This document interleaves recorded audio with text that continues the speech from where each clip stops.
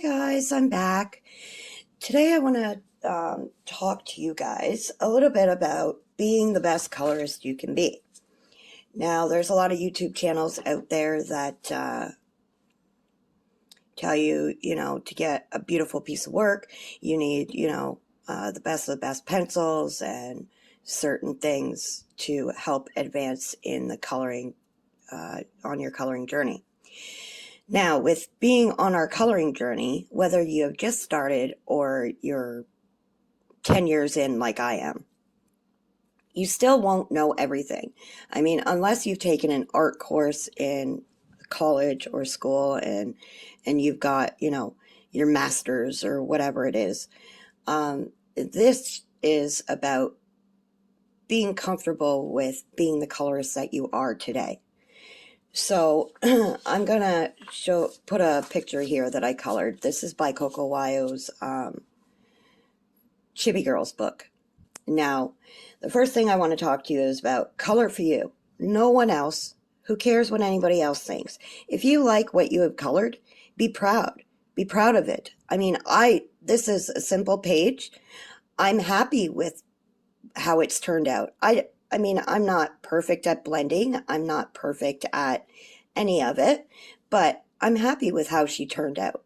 So just remember that when you're coloring and when you're done, be proud of your picture and share it with everybody, your friends, Facebook groups, everybody. Because regardless of what other people think, this is for you. This is for nobody else. This is what made you feel good about yourself. You feel an accomplishment when you finish a picture. So please, please, please remember, color for you, what you like, what anything. Just don't worry about what other people think. And don't let anybody ever tell you any different. Because you will come across some of these mean people in the groups, that point out every little thing that you did wrong or every little detail. So don't worry about them. They're just, think of them as in the background because you're in the forefront. Number 2 is to color what you like. Some people may not like what you color, as in I'm talking about picture-wise. So I like chibi girls. I like kawaii stuff like this here. I love cutesy little kawaii characters like this. This is by Colored Caramel from the Sweet Doodles book. If you like swear word books, go for it. If you like, horror pictures, go for it. Regardless of what anybody else thinks, if you want to color those kinds of pictures, who cares? It's what you want. It's what you like to do. So that's all that matters, honestly. Color what you like. This is what I like to do, and this is all I care about is little things like this. Now, number 3 has been something that has bothered me for a while within the YouTube community as well as the colorist community. You don't need, again, don't need expensive pencils or supplies to create a beautiful picture. Some people will tell you, oh, you need Prismas. Pardon me. Let me grab a drink here. Some people will tell you need Prismas or, polychromos are the way to go or, Holbeins or whatever else. No, you do not need those kinds of pencils, and please do not think you do to create pictures, beautiful pictures. Maybe, okay, the smoothness isn't identical to a polychromo, but that's not what it's about. It's not about what you use. It's about the end result. So I use, I'll show you guys I have a lot of pencils, but a lot of them are cheaper pencils. This is a Color pencil. I got a 180 set, and they write beautifully. Okay? They color beautifully, all of that. And it was very inexpensive for 180 of them. I think it was like $40 for 180 of them. This is the Black Barrel Brute Fooners. These are good pencils. I got them for $27 for 120. Okay, not very expensive pencils. These are just shuttle arts. They're almost like the Brute Fooner that you get, the cheap Brute Fooners that you can get. These here. Okay, these are just shuttle arts, and I love them. I use them in all my pictures. This here was mostly shuttle art pencils that I used. Color, I used, let me see, I've used Starjoy, I've used Crayola.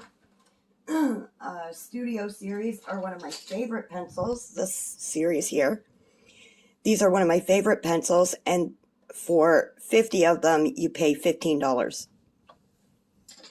And a lot of my pictures have been colored with Studio Series and Shuttle Arts. So please, please, please, this is what I'm trying to tell you. You do not need expensive pencils. I don't know how many times on my lives in my Facebook group I tell people you can get the same result. And my followers on my lives in my Facebook group, they will vouch for it that I have never steered them wrong on any of the hidden gem pencils that I've shared with them. The non-expensive pencils. And they will tell you, and they will tell you right up that they love their Color pencils that I suggested, or their Shuttle Arts, or their Studio Series. So regardless of what you have heard, you do not need the best of the best to create the beauty of a picture. Some of us don't have the budget that others have. I know I don't. So I go with what my gut feels when I'm shopping on Amazon or whatever. So please, regardless of what you hear, you don't need the expensive pencils, and you can create a beautiful picture like this one in the end. Number 4, make do with the supplies that you have. Don't go out of your way to get a supply because somebody else has it. Buy it because you want it. Or maybe you ask somebody, what did you use in the background? Okay. You can ask them. You don't have to have them, but it's nice to know how they created a background. This was my cheap black paint marker, acrylic paint marker that I got. That's what is in the background here. You can make do with what you have. So somebody says, okay, I have chalk pastels. I did chalk pastels in the background. If you don't have chalk pastels, fine. So you know what you do? You take some chalk or even eyeshadow if you have around, and you can get the same effect as the background. And I know lots of us have eyeshadow laying around, so just use that as the same thing. Use a little cotton ball and make little, the background. Go for it. Experiment with the things you have in your home. If you don't have a blender pencil or blending solutions, there are lots of home remedies you could use. For a blending pencil, you don't have an actual blender pencil like the Prisma or the Derwent's. Okay, this is a Prisma colorless blender. You don't have one of these, use a white pencil crayon.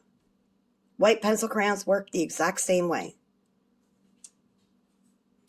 You don't need to go out of your way to get the supplies. You can ask, you can get suggestions from people, but you don't need, make do with what you have, honest.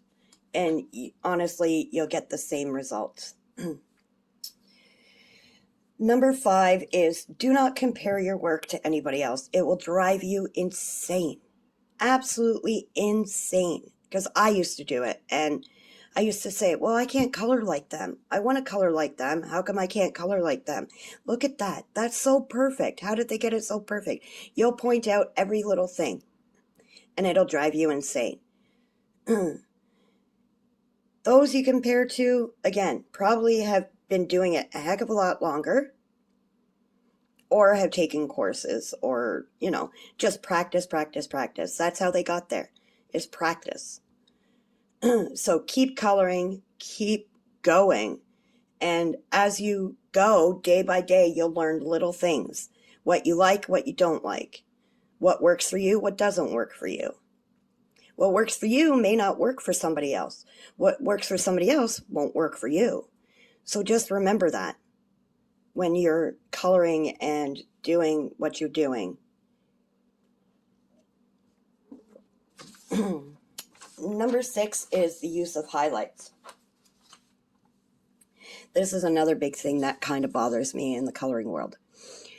A lot of high-end artists or colorists will tell you that consider the light coming from this angle, and that's where you put all your highlights. No. You can do that if you really want, if you want to be a perfectionist. But me, I put highlights where I think look good. Doesn't mean the light's coming from this angle. I mean, as you can see, I put highlights everywhere, literally everywhere, because it's what I think looks good. It doesn't have to be where the light's coming from or the light source. I mean, the light source to me is coming from every angle, in my opinion. So put the highlights where you like on this one too. I mean, I put highlights everywhere, on the bubbles, on the stars, on her hair, on her dress, put them where you think looks good. You don't need to consider where the light source is coming from. So yeah, don't worry about that. Put it where you think looks good and you feel comfortable with. And again, you'll have your haters and you'll have your people who are say, oh, well, da da da da da. No. Don't worry about that. Worry about what you think of your picture. It all comes back to being the best person, the best colorist you can be. So, with that being said, use a medium you are comfortable with. If you're comfortable with digital, color digitally. Some of us, our hands can't do the colored pencils. Use alcohol markers. If you can't afford alcohol markers, use water-based markers like the Crayolas. And it comes back to that whole expense thing again, and the budget.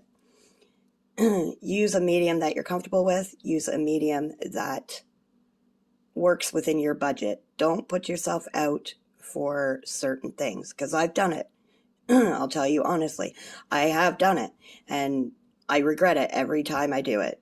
So use a medium that you're comfortable with. If you're just starting out, use something that's around the house, like crayons. That's how I started, crayons. Then I went to gel pens. Then I went to pencil crayons, and that's where I stayed, was the pencil crayon, because I love the pencil crayon. In fact, don't get me wrong, I use alcohol marker base now for a lot of my pictures, but I still always go back to my colored pencil. And the last point I'm going to tell you is, do not take criticism as a bad thing. There will be people who make their rude comments, not very often anymore, because a lot of them have been weaned out of Facebook groups and Instagram. But if somebody says something like, oh, I think it would look better if you did it this way, don't take that as a bad thing. Take it and use it and grow it. Use it to grow within your coloring. Because criticism isn't always bad. It's to help you grow. And that's what we're all there for. We all share the same hobbies in the groups. We all share the same hobbies if you're watching Facebook. Just remember, do not take criticism as a bad thing. And please consider all these points that I've given you if you're a beginner or even halfway through or wherever you are on your coloring journey. Be you. Be the best colorist you can be. Don't worry about everybody else. Worry about you and what you think your picture looks like, and never mind everybody else. You are in your zone, in your world, in your own little bubble when it comes to coloring. When you finish a picture, you feel so accomplished because you finished something. When you post a picture and people start commenting how beautiful it is, you feel like you're on top of the world every time you post a picture. So please share your work. No matter where you are on your coloring journey, please share with everybody. We'd love to see what you've colored, your artwork, even if it doesn't matter what kind of art you do. Art is art. So please share your colorings, share your pictures, share everything. And I hope this has helped you all a little bit to give a little bit of clarity throughout the coloring journey and some of the doubts you may have had throughout when you're coloring. So thank you for watching, and I will see you next time. Bye, guys.